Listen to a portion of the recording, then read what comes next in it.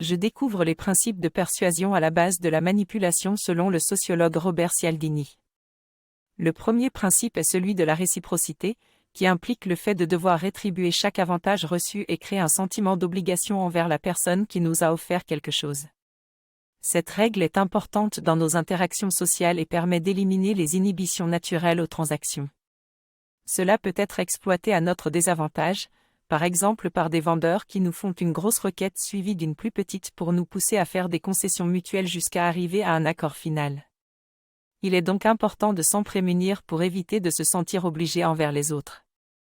Dans cet extrait, je découvre 3 principes qui régissent notre comportement social. Le premier est la réciprocité. La plupart du temps, il est avantageux de répondre à une faveur par une autre faveur. Toutefois, si je suis conscient qu'on cherche à me manipuler, je n'hésiterai pas à dire non. Le deuxième principe est la cohérence. Je cherche à être cohérent dans mes décisions et mes actions, car cela renforce ma crédibilité et ma force de caractère. Enfin, le troisième principe est la preuve sociale. Dans les situations où je ne sais pas comment me comporter, je me réfère aux actions des autres.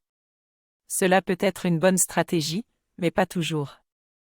Je reste vigilant pour éviter de tomber dans des pièges et décider de manière indépendante lorsque besoin est. J'ai appris 3 principes de persuasion grâce au livre d'influence et manipulation de Robert Cialdini. Le premier est que la preuve sociale peut être notre ennemi si elle est manipulée, donc il faut apprendre à identifier les situations où il y a des erreurs. Le second principe est de s'adapter en enlevant les pilotes automatiques lorsque notre réaction instinctive et les indications du groupe sont en contradiction.